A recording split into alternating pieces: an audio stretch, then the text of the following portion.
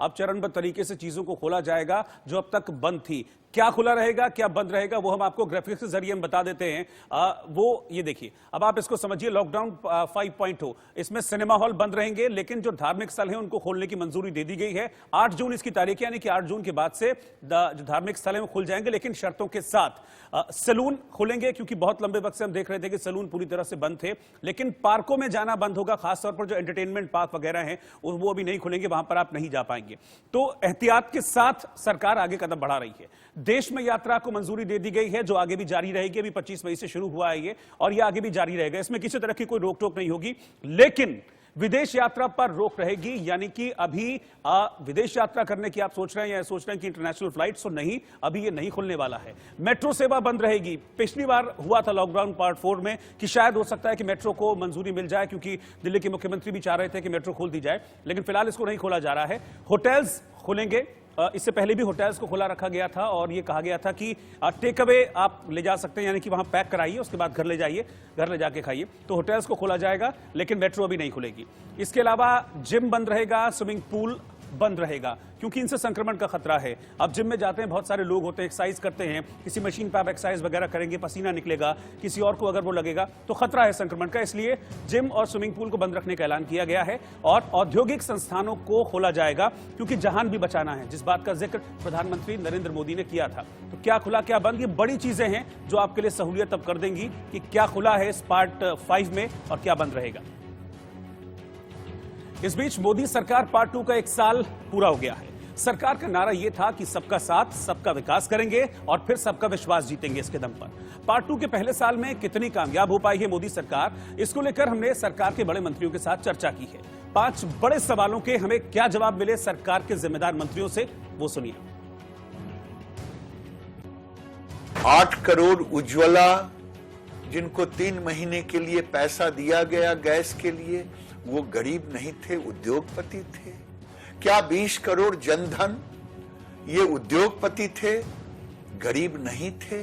क्या 9 करोड़ किसानों के हाथों में सीधे डीबीटी दिया जा रहा है, वो गरीब नहीं है, अमीर हैं। ऐसे कई सवाल हैं। अगर 3 लाख करोड़ एमएसएमई को अपने कोलेटरल पर जिम्मेदारी ली, क्या मेरा फर्ज नहीं बनता है कि जो हमारे छोटे उद्यमी, जिनका रोजगार 3 महीने से कोरोना के कारण डिस्टर्ब हो गया, उनको मदद करना, ईएमआई में मदद करना कि बाद में देना, उनको वर्किंग कैपिटल के लिए पैसा देना। ये उद्योगपति है। उद्योगपति इसलिए उनको दिखता है कि जिंदगी भर उद्योगपतियों के लिए ही काम किया, फोन पे लोन दिया, जो आज विदेश भाग गए। जिस देश ने आजादी के बाद सेकुलर डेमोक्रेटिक कंट्री का रास्ता चुना हो, जहां पाकिस्तान इस्लामिक देश बन रहा था, तो उस देश में जो है, जिस देश की संस्कृति, जिस देश का संस्कार सहिष्णुता हो, सौहार्द हो, यूनिटी इन डाइवर्सिटी हो, वो जो है वो वहां पर कोई फोबिया वोबिया नहीं होता। ये बात धीरे धीरे हो गई। और एक चीज समझिए आप, ये 2014 से ये क्रम चल रहा है। 2014 में एनडीए को मोदी जी के नेतृत्व में 336 सीट मिली थी, 38% वोट मिला था।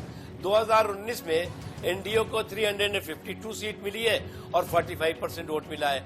तो यानी कि जनता का विश्वास नरेंद्र मोदी जी पर दिन ब दिन बढ़ता गया।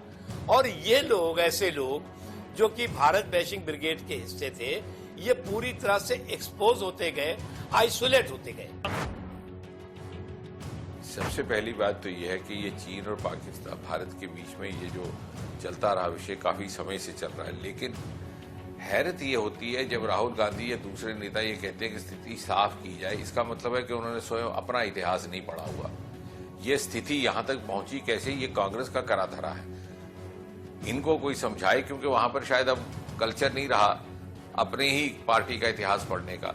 ये कांग्रेस के प्रधानमंत्री थे जब जिन्होंने चीन के प्रधानमंत्री चौवलनाई को आमंत्रित किया था भारत, और यही सड़कें थी जनपथ की, राजपथ की, जहां पर के खुली गाड़ी में तत्कालीन प्रधानमंत्री जवाहरलाल नेहरू चौवलनाई को लेकर के सारा दिल्ली घुमाया था। दोनों रास्तों पे लोग खड़े थे, उनसे फूल बरसा करके हिंदी चीनी भाई भाई के नारे लगवाए गए और 2-4 वर्ष के भीतर ही फिर वो कांड हुआ हिमालयन ब्लंडर जिसे कहते हैं 1962 का, और फिर ये मैकमोहन लाइन बनी जो आज तक LAC के रूप में एक बखेड़ा बने हुए है। ये सारा उनका करा धरा है। महंगाई पूरी तरह से मोदी पार्ट 1 में भी नियंत्रण में रही है, मोदी पार्ट 2 में भी नियंत्रण में है।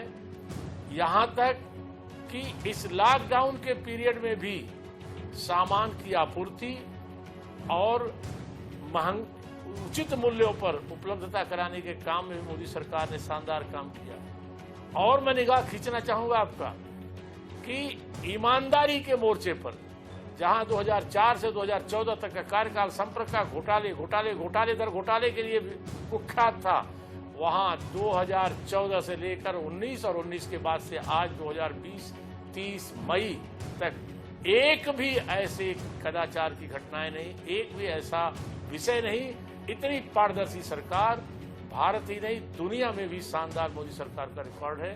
ऐसे अनंत काम हैं, युगों तक इनके कामों पर लोग याद करेंगे, आदर व्यक्त करेंगे, युग पुरुष मोदी का अभिनंदन करेंगे।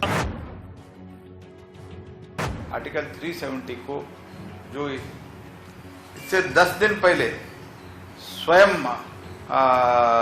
हमारे फारूक अब्दुल्ला जी, गुलाम नबी आजाद जी कहे थे, अभी भी और यूट्यूब पे वगैरह पे रिकॉर्ड पे, मोदी जी 10 बार आए तो भी ये 370 ये छू नहीं सकते। That was their statement. Ghulam Nabi Azad का स्टेटमेंट था और फारूक अब्दुल्ला जी का स्टेटमेंट था। ये सब देखते हुए किसी को भी नहीं लगता था ये हो जाएगा, लेकिन मोदी जी ने किया। और अनलॉफुल प्रिवेंशन एक्टिविटी, ट्रिपल तलाक, सिटीजनशिप अमेंडमेंट बिल, ये सब करते हुए अभी कश्मीर में जो हमने किया है उसके कारण कश्मीर में डेवलपमेंट आज क्या हो रहा है आप देख के आइए। In last 2-3 years before Modi ji could come, around 2,77,000 crore was transferred to the Jammu and Kashmir, but काम ही नहीं हुआ था।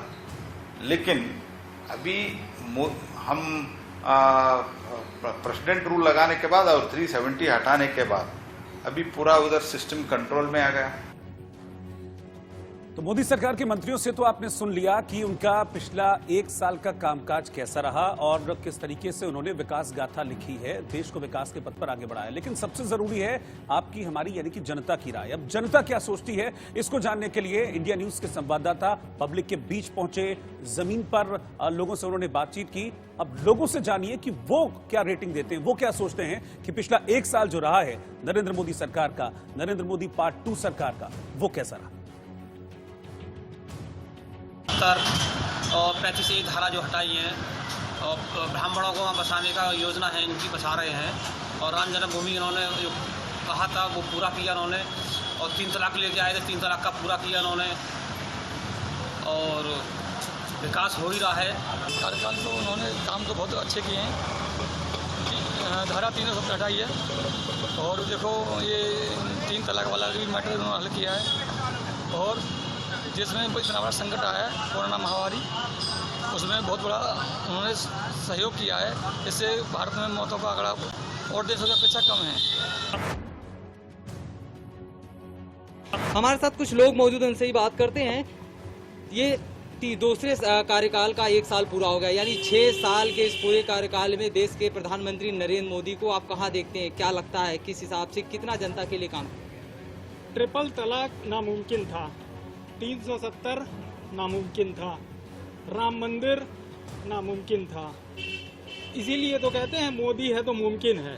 और ये सब जितने नामुमकिन काम थे, 370 था जो कि नामुमकिन था, उसको भी मोदी जी ने मुमकिन किया है। इसीलिए कहते हैं मोदी है तो मुमकिन है। जो चीज़ें असंभव सी थी, जो जिनके बारे में हमेशा ये कहा जाता था कि ये हो ही नहीं सकता है, ये राम मंदिर सदियों से लटका हुआ था।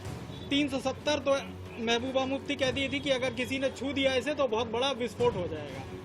ऐसी चीज़ों पे मोदी जी ने हाथ डाला और उसको सफलतापूर्वक इम्प्लीमेंट किया। उन्होंने हमारे देश को 2014 से 2019 के बीच में जो बुलंदियों को पहुंचाया है अपने पूरे विश्व में, उसके लिए मैं बहुत बहुत बधाई देता हूं और साथ साथ आशा भी करता हूं कि वह हमारे देश को और आगे ले जाएंगे।